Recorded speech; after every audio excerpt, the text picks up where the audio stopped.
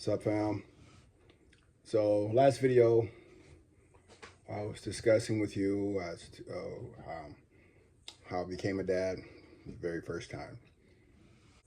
Being a dad is awesome, and so I just have to share. So this video is for fathers out there, new fathers, uh, absent fathers, fathers that want to be better fathers. Um, and believe me, I ain't got it all together. My oldest now is, what is he now? He's 20, he's 25 right now, my oldest, and then I have two young boys. Um, However, I want to share with you a recent experience I just had to share with you, and hopefully this will encourage you with your children. So I invest in my boys a lot, invest time with my boys. One of the things I teach my boys is they get to choose who their friends are. They don't have to be friends with everybody. So I'll taught my boys that anytime you have friends and they're not respecting your boundaries, one, let's clarify your boundaries with your friends. When they're doing something you don't like, you share with them, hey, I don't like this, I don't like that. I mean, straight up with them. And if they continue to push those boundaries, I let my boys know that, hey, you don't have to put up with it. You can walk away. You can do something else. You have other friends to play with. I don't want my boys to feel like they have to put up with other kids' misbehaviors. Not at all. And so recently, um, my son, and I want to say before I say this, words matter. Words matter. What we say to our children, words matter. Recently, there's some kids having a scuffle in the neighborhood, and my youngest, he's very much a peacemaker. He is very much a peacemaker. And so my son goes out, and apparently there was a fight. Going to be a fight or something. So my son broke up the fight, and then one of the participants in the fight wanted to take the fight to my son. My son's not a small cat, so the guy he's obviously shorter and smaller than my son, and he went to go push my son, and my son responded in a way. My son says, hey, you know what, your fight is not with me. I am not going to fight with you. um, and my son stood there. My son didn't react. um, like I said, my son is a bigger kid, and my son's a bigger kid, so the fight wasn't a challenge for my son, but he had the forethought to say, "Hey, you know what? This is not something that should be happening right now." So my son discouraged the fight. He did discourage the fight. The kids walked away, and my son felt confident that he did not react. He felt confident. He comes home, and he said how he broke up a fight, and when the kids tried to take the fight to him, well, he just looked at the kid and let the kid know that, hey, I'm not here. Your fight's not with me. Your fight's not with me. And my son was very much a peacemaker, and he had his friends with him. So I mean, if it got down to it, but my son did not react. So and I'm sure I'm doing a poor job of telling the story. So my son comes home and tells me everything that happened, and I listened half-heartedly. Let's be honest. I listened half-heartedly, and then he told the story again to mom, and I was listening. And I thought about it. If my son wanted to, my son could have gotten into a fight, but he realized that this fight wasn't for him. This fight wasn't something important.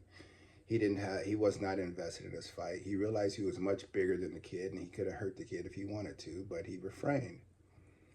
And so what I said to him was, and I called him out, because anytime I give my son praises, I like to give him praises when it's one-on-one. So I give my son praise. I'm like, you know what? The story that you shared with me, I just want to let you know I'm proud of you. You are one big dude who's not afraid of much. and you didn't. And I just want to let you know that I am so proud that you had the strength to refrain, and how you had the strength to talk to the dude and let him know that, hey, your fight wasn't with him, and you stood up for yourself. You got, you didn't run away from the fight or anything like that. You stood there and you chatted with him, and you let the kid know that you didn't want to fight him because this wasn't your fight. And I told my son, I looked him in his eyes and I said, I'm proud of you. I'm proud of you that you stood your ground. I'm proud of you that you just didn't jump into a fight. I am just extremely proud of you. You are an amazing dude, and I love you so much. As I was talking with him, I can see the smirk and smile on his face when he said that. And that hit my heart, because I shared my love. I shared how proud I was of him. And for him to hear that from his father, that he was validated, he was heard, and he is loved. That happened another time. That actually happened once before. Again, I want to remind you guys, I'm sharing the stories to remind you, words matter. Your words matter. You need to be there. You need to show up. I was going to share a story with you. One other story was, I remember when my son was younger, my middle son, when he was about 5 years old, he had a friend in the neighborhood that they were playing together. And his friend was, he was a good size bigger than my son. His friend was an only child. And so they played a couple of games. I watched them play outside. And there was a couple of games that I was kind of unsure of, and I just kind of watched. And I asked my son later about the games, and my son said, yeah, these are games I didn't want to play. But, I'm not going to say he forced him to play it, but my son didn't feel like he had any choices. And again, my son's about 5 years old. And so I told my son, I'm like, dude, anytime you don't want to play a game, you don't have to play. All right? So I got your back. Because I feel, children sometimes need that self-assurance. And sure enough, he and his buddy were playing one day. They were outside playing. And then his friend wanted to play a game. And my son said no. Well, his friend threw a fit, meaning that he was yelling and he really, really wanted to play this game. And he was jumping and stomping.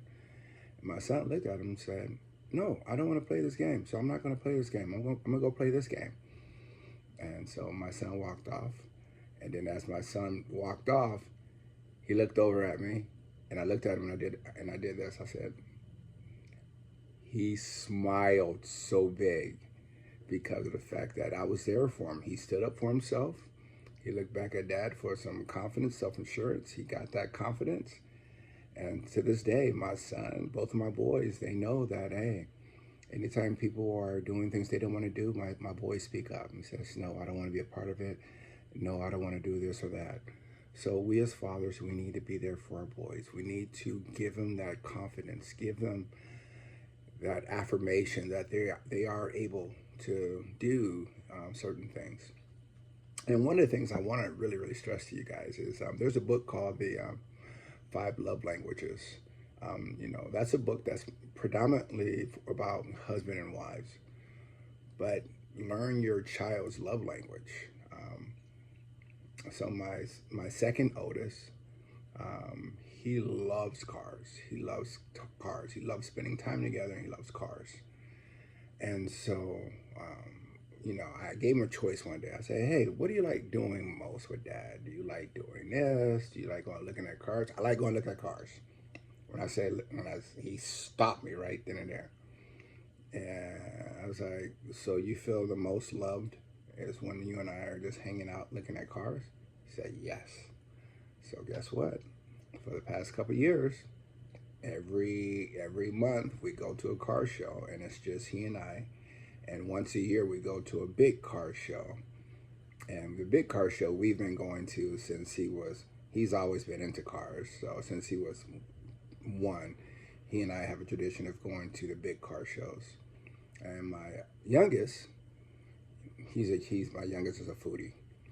And so my youngest likes it when he and I have one-on-one time at the restaurant. And so, you know, on the second Saturdays of the month, my boys, my youngest and I, we go out to a restaurant and we just have one-on-one time.